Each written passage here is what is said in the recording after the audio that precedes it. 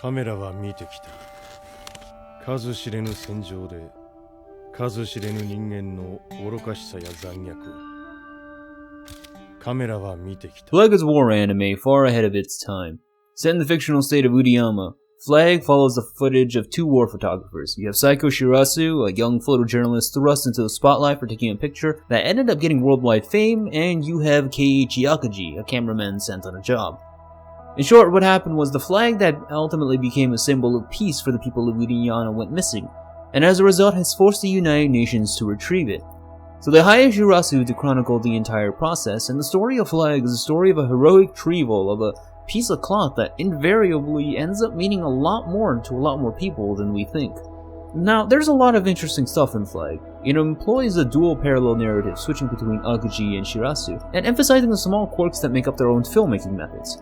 It balances and contrasts their settings with Akaji in the claustrophobic city and Shirasu in the open mountainous wilderness. It encloses them in very different perspectives and spaces, and it converges effectively at moments of incredible tension. But the most important thing is that Flag is incredibly pensive about the cost of war, those fixated by it, and the small sufferings that emerge from it. Through Akaji and Shirasu's perspectives, it tells a tale of balance. It's unafraid to take its slow time and build a slow burn and utilize quietness to its advantages. It portrays the individual quirks of both protagonists, showing Akaji as a steadier, wordier cameraman. On the other hand, it shows Shirasu as a photographer, preferring to show her subjects in photographs and her videos in portrait-shot interview style or short bursts. But what sets Flag apart from other war anime is its sober and clear portrayal of the modern-day war. See, Flag is a war anime that depicts its subject with fearsomely prophetic insight, framing at several levels of surprising amount of accuracy on the modern-day war. I've always had a bit of gripe with war in anime.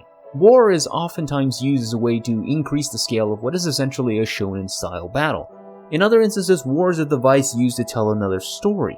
It's only in some instances war is used to effectively convey its dread. Flag emphasizes a realistic war. It emphasizes a modern war. It attempts with some level of effectiveness to peel back the sheen of romanticism that so often defines war media and war anime in general. In Flag, war is asymmetrical. The UN and Galut are not on equal footing no matter the victories, and the relentless looming firepower of more UNF troops and forces are always on our minds. We don't see a lot of fights based around motion of back and forth. We see slaughters. We see tactics and carefulness backed with superior firepower, and the moments where the UN loses the small engagement, they almost always win the bigger one. In Flag, war is ideological. The flag isn't just a piece of cloth, but it exemplifies the UN's ability to maintain peace and order. It's an intersubjective element that's agreed by various parties that peace is an attainable goal. It's not what it is that makes it such a worthwhile trophy for peace, but rather what it stands for.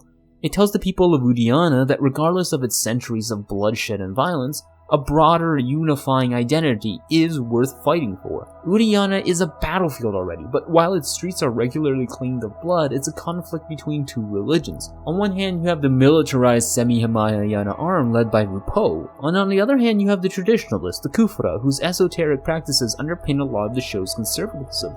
You can see how both sides have changed and influenced the little behaviors and festivals that underlie Urayama, and how one side constantly attempts to one-up the other with increasingly ostentatious displays of power. In Flag, war is quiet. Modern warfare is long stretches of quietness punctured by moments of immense, incalculable terror and fear. Much of Flag has you watch the soldiers plan, prepare, outfit, and retrofit, and then plan and prepare again. It's a long, grueling session that doesn't pick up action until the 6th episode, which is well halfway into the show. And what little combat it shows before was just so grim. And this really hits home when you watch the first battle scene, which is footage that shows the gunning down of an insurgent camp. Musicless, the dull droning of the machine gun is the only cue you have, so it's the only thing you can focus on. And just as sudden as it arrives, you have silence.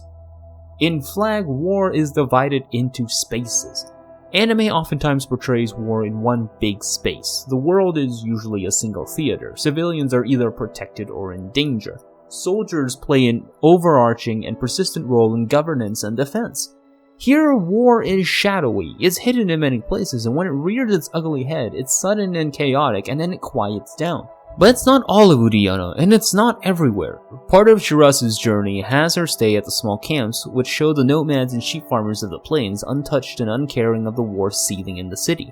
And while chaos racks a good portion of the country, Flag emphasizes that war does not need to be all-encompassing and fearful to be in the minds of its combatants and civilians. Sometimes there are people untouched by war, sometimes there are people touched less, or more. It's a polyconomous experience.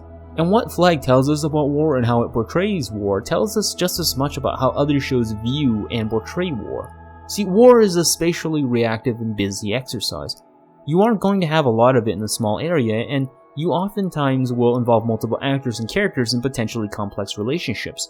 As a result, it innately shows a compelling narrative, which is why even in the worst backdrops, it can be exciting and exhilarating.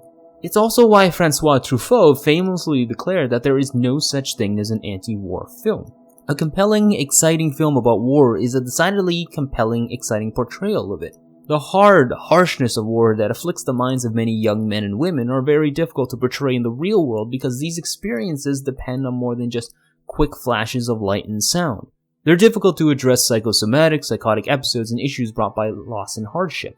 They're long treks filled with muckraking and heavy labor, and more so, they're long stretches of war that just aren't compelling, but nevertheless central.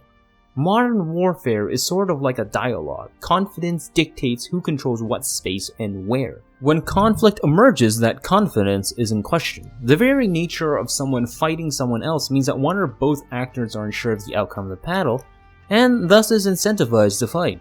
And I understand that this is a somewhat structural realist understanding of power in battle spaces, but it does seem to be the underlying case in modern day warfare.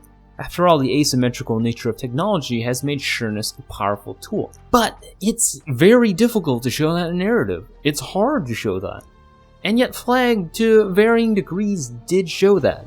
I can guarantee that you'll find the first half oppressively quiet, slow, with nothing more than little talk and monologues. You'll find the people of Urayano interesting to inconsistent, varying degrees, because that's all the protagonist will bother to show.